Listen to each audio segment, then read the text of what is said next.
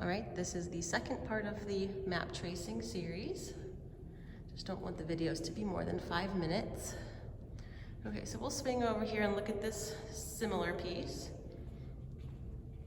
This is the first smaller piece I made. It looks, very similar to the coal ash spill pieces, and it was just kind of a little test to see how the wire would rust and look against the porcelain. I was wanting to make a piece about mountaintop removal, and I tend to not sketch very much, so I like to just do kind of little experimental pieces. So this is dark stoneware slip trailing on porcelain with rusted wire, and the rust kind of stains the porcelain, which I like as well.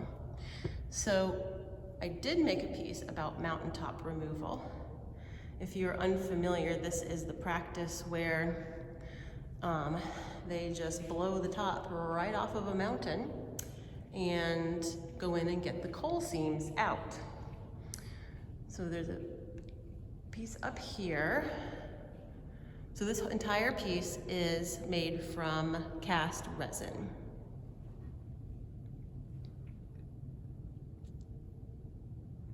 To give you the full picture first here. So the bottom and the top are what are inspired by a mountaintop removal site. This is what the top of the mountain will look like. And the title of the piece is Overburden. I forgot to say the title of that one back in the corner is Sutured. So this one is Overburden, and overburden is the term for the excess material when they blow off the top of the mountain and they don't need all that other stuff. They just want the coal. So overburden is everything else.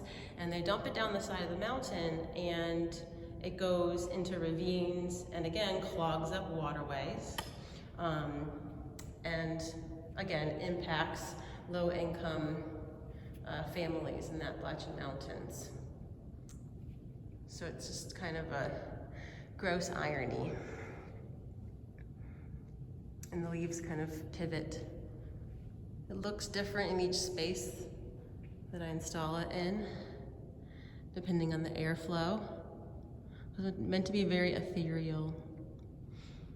All right, and this final piece in the map tracing series, this is referencing oil train derailments. So each of these pieces in some way either references a specific location, like these ones, or uses statistics and location, like deep water. So Derailed here uses both statistics and maps. The number of leaves represents the number of gallons of oil spilled from oil train derailments, and each of the shapes references a location where they happened. And when I mentioned in the artist statement that these things are happening at an unprecedented level, that's due to fracking in the West, in our efforts to rely less on foreign oil. We are just getting it from here, and it's not going well. So the infrastructure can't handle the increased demand. So the trains derail, they explode. People have died. They explode in towns, sometimes out of town. It's just the luck of the draw. So the shadows are really nice. Those are different in each gallery that I install. And the floor in this gallery is quite unique. So I came up a number of years ago with the sand method to kind of control what surface I put the pieces on. But then it was, just kind of a nice solution because it looks like coal, and I can draw in it and get those ridges like you see at mining sites. And these leaves here are actually stoneware and porcelain, which, let me tell you, is highly fragile, not very practical. So So that's why I switched to the resin. Made using actual leaves. Okay.